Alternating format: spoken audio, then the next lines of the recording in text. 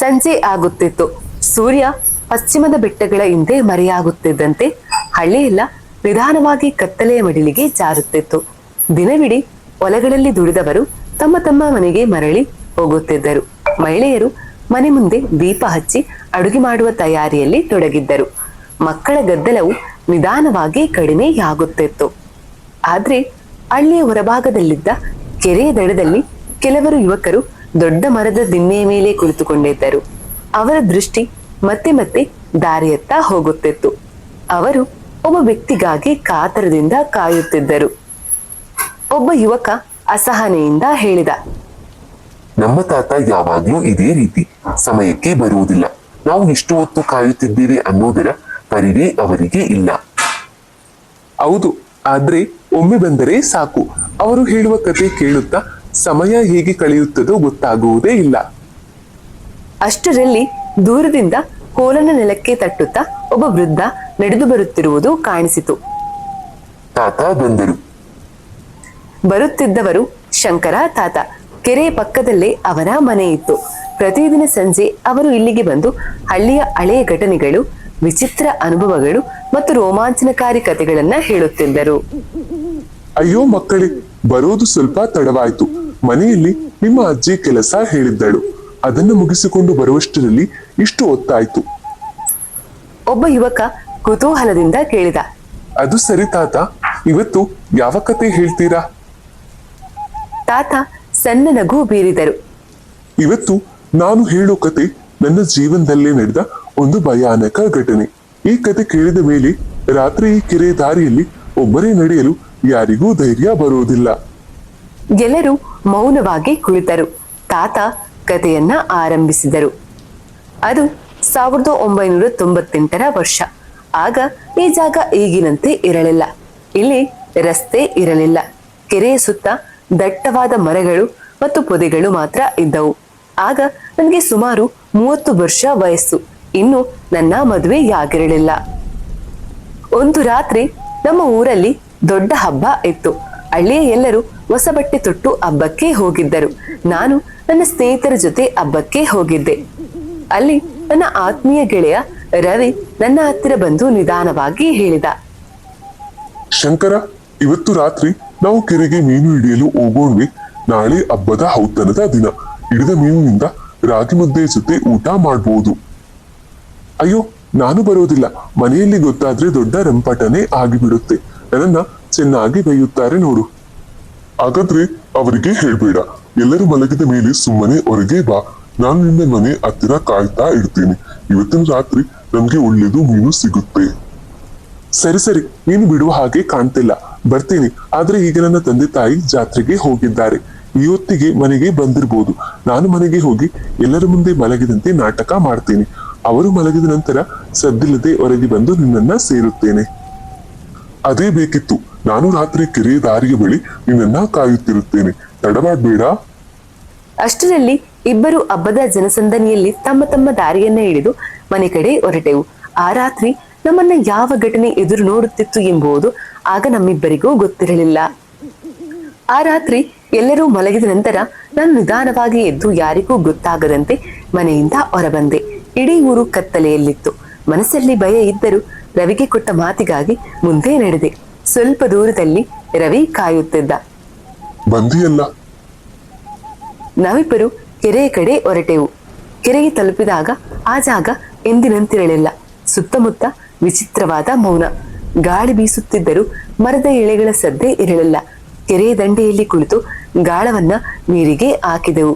1 ನಿಮಿಷ, 5 ನಿಮಿಷ, 10 ನಿಮಿಷ. ಒಂದು ಮೀನು ಸಿಗಲಿಲ್ಲ. ಏನಿದು, ಒಂದು ಮೀನು ಕೂಡ ಸಿಗುತ್ತಿಲ್ಲ? ನೀನೇ ಅಲ್ವಾ ಇಲ್ಲಿ ತುಂಬಾ ಮೀನು ಸಿಗುತ್ತೆ ಅಂತ ಹೇಳಿದ್ದು? ಹೌದು, ನನ್ಗೂ ಕೂಡ ಅದೇ ಅಚ್ಚರಿ. ಮೊದಲ ಸಲ ಈಗ ಆಗ್ತಾ ಇದೆ. ಅಷ್ಟರಲ್ಲಿ ಕೆರೆಯ ಮಧ್ಯದಿಂದ ವಿಚಿತ್ರ ಸದ್ದು ಕೇಳಿಸಿತು. ನಾವಿಬ್ಬರು ಬೆಚ್ಚಿ ಬಿದ್ದು ನೀರಿನತ್ತ ನೋಡಿದೆವು. ರವಿ, ಏನೋ ದೊಡ್ಡ ವಸ್ತು ನೀರಿನಲ್ಲಿ ಚಲಿಸಿದ ಹಾಗೆ ಆಯ್ತಲ್ಲ. ನಿನ್ಗೆ ಮೊದಲು ಹೀಗೆ ಆಗಿದ್ಯಾ? ಅಯ್ಯೋ, ನೀರಿಗೆ ಯಾವ್ದಾದ್ರೂ ಕಸ ಬಿದ್ದಿರ್ಬೋದು. ಅದೆಲ್ಲ ಏನೂ ಇರಲ್ಲ ಕಣೋ. ನನ್ಗೇನು ಭಯ ಆಗಿಲ್ಲ, ಆದ್ರೂ ಸುಮ್ನೆ ಕೇಳ್ದೆ. ಆದ್ರೆ ನಿಜವಾಗಿಯೂ ಮನಸ್ಸಿನಲ್ಲಿ ಭಯ ಹೆಚ್ಚಾಗುತ್ತಲೇ ಇತ್ತು. ಸ್ವಲ್ಪ ಹೊತ್ತಿನ ನಂತರ ನಾನು ರವಿಯ ಕಡೆ ತಿರುಗಿ ಕೇಳಿದೆ, ರವಿ, ಏನು ಮೀನು ಸಿಗುತ್ತಿಲ್ಲ, ಇಲ್ಲಿ ಕೂತು ಪ್ರಯೋಜನವೇ ಇಲ್ಲ, ನಾವು ಇಲ್ಲಿಂದ ಹೋಗೋಣವಾ? ಇಲ್ಲ ಶಂಕರ, ಸ್ವಲ್ಪ ಹೊತ್ತು ತಾಳ್ಮೆಯಿಂದ ಇರು, ಇನ್ನು 5 ನಿಮಿಷ ಮಾತ್ರ ಕಾಯೋಣ. ಇಷ್ಟು ದೂರ ಬಂದಿದ್ದೀವಿ, ಈಗಲೇ ಹೋದರೆ ಏನೂ ಸಿಗುವುದಿಲ್ಲ. ಸರಿ, ಇನ್ನು 5 ನಿಮಿಷ ಮಾತ್ರ. ಅದರ ನಂತರ ಒಂದು ಮೀನು ಕೂಡ ಸಿಗದಿದ್ದರೆ ನಾವು ಇಲ್ಲಿಂದ ಹೊರಟು ಬಿಡೋಣ ಅಂತ ಹೇಳಿ ಮತ್ತೆ ಇಬ್ಬರು ಗಾಳದ ಕಡೆ ಗಮನ ಹರಿಸಿದೆವು. ಆದ್ರೆ ಆ ರಾತ್ರಿ ನಮ್ಮ ಗಾಳಕ್ಕೆ ಒಂದು ಮೀನು ಕೂಡ ಬೀಳಲಿಲ್ಲ. ಬದಲಾಗಿ ನಮ್ಮಿಬ್ಬರ ಜೀವನವನ್ನೇ ಬದಲಾಯಿಸುವ ಒಂದು ಭಯಾನಕ ಘಟನೆ ಆ 5 ನಿಮಿಷಗಳಲ್ಲಿ ನಮ್ಮ ಮುಂದೆ ಕಾಣಿಸಿಕೊಳ್ಳಲಿತ್ತು. ಅಷ್ಟರಲ್ಲಿ ಇದ್ದಕ್ಕಿದ್ದಂತೆ ನನ್ನ ಬೆನ್ನ ಹಿಂದೆ ಯಾರೋ ನಿಂತು ನನ್ನನ್ನು ದಿಟ್ಟಿಸಿ ನೋಡುತ್ತಿರುವಂತೆ ಭಾಸವಾಯಿತು. ನನ್ನ ಮೈಯೆಲ್ಲ ನಡುಗ ತೊಡಗಿತು. ಕುತ್ತಿಗೆ ಹಿಂದೆ ತನ್ನನೇ ಗಾಳಿ ತಾಕಿದ ಅನುಭವವಾಯಿತು. ರವಿ, ನಮ್ಮ ಹಿಂದೆ ಯಾರೋ ನಿಂತಿರುವ ಹಾಗೆ ಅನಿಸ್ತಾ ಇದೆ. ನನ್ನ ಧ್ವನಿ ನಡುಗುತ್ತಿತ್ತು. ಆ ಮಾತು ಕೇಳಿದ ರವಿಯ ಮುಖದ ಬಣ್ಣವು ಬದಲಾಯಿತು. ಹೌದು ಶಂಕರ, ನನಗೂ ಅದೇ ಅನುಭವ ಆಗ್ತಾ ಇದೆ. ನಮ್ಮ ಹಿಂದೆ ಯಾರೋ ನಿಂತು ನಮ್ಮನ್ನೇ ನೋಡುತ್ತಿರುವ ಹಾಗೆ ಇದೆ. ಆ ಮಾತು ಕೇಳುತ್ತಿದ್ದಂತೆ ನಮ್ಮಿಬ್ಬರ ಹೃದಯ ಜೋರಾಗಿ ಬಿಡಿತಗೊಂಡಿತು. ಏನ್ ಮಾಡಬೇಕೆಂದು ನಮಗೆ ತೋಚಲಿಲ್ಲ. ಭಯದಿಂದ ನಾವಿಬ್ಬರು ಅಲ್ಲೇ ಮೌನವಾಗಿ ಕುಳಿತಿದ್ದೆವು. ಹಿಂದಕ್ಕೆ ತಿರುಗಿ ನೋಡುವ ಧೈರ್ಯವೂ ಇರಲಿಲ್ಲ. ನಮ್ಮ ಹೃದಯದ ಬಡಿತ ಮಾತ್ರ ಸ್ಪಷ್ಟವಾಗಿ ಕೇಳುತ್ತಿತ್ತು. ಸ್ವಲ್ಪ ಹೊತ್ತಿನ ನಂತರ ನಮ್ಮ ಹಿಂದೆ ನಿಂತಿದ್ದ ಆ ಕಪ್ಪು ನೆರಳು ಇದ್ದಕ್ಕಿದ್ದಂತೆ ಮಾಯವಾದಂತೆ ಅನಿಸಿತು.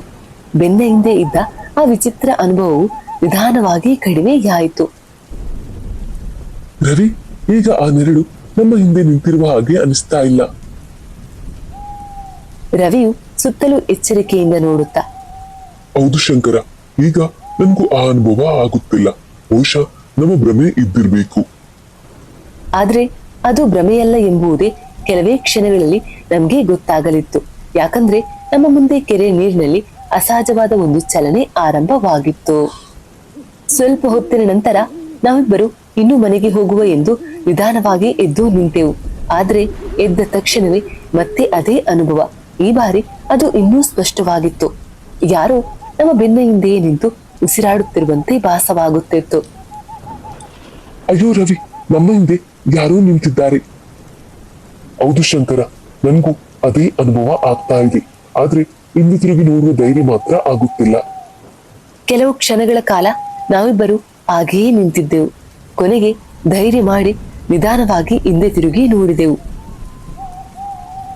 ಹಿಂದೆ ತಿರುಗಿ ನೋಡಿದ ಕ್ಷಣವೇ ನಮ್ಮ ಎದುರು ಕೆಲವೇ ಅಡಿ ದೂರದಲ್ಲಿ ಕಪ್ಪು ಬಟ್ಟೆ ತೊಟ್ಟಿದ್ದ ಅಸಹಜ ಎತ್ತರದ ಒಂದು ಭಯಾನಕ ಆಕೃತಿ ನಿಶ್ಚಲವಾಗಿ ನಿಂತಿತ್ತು. ಅದರ ಮುಖ ಸಂಪೂರ್ಣ ಕತ್ತಲೆಯಲ್ಲೇ ಮುಚ್ಚಿಕೊಂಡಿತ್ತು. ಕಣ್ಣುಗಳು ಮಾತ್ರ ವಿಚಿತ್ರವಾಗಿ ಒಳೆಯುತ್ತಿದ್ದವು. ಆ ದೃಶ್ಯ ನೋಡಿದ ಕ್ಷಣ ನನ್ನ ದೇಹವೇ ಗಟ್ಟಿಯಾಗಿ ನಿಂತು ಹೋಯಿತು. ಆ ರಾತ್ರಿ ನನ್ನ ಜೀವನದಲ್ಲಿ ಮೊದಲ ಬಾರಿಗೆ ನಾನು ಸೈತಾನನ್ನ ನೋಡಿದ್ದೆ ಎಂದು ತಾತ ಹೇಳುತ್ತಿದ್ದಂತೆ ಕೆರೆ ದಡದಲ್ಲಿ ಕುಳಿತಿದ್ದ ಎಲ್ಲಾ ಯುವಕರ ದೇಹದಲ್ಲಿ ನಡುಕ ಓಡಿತು.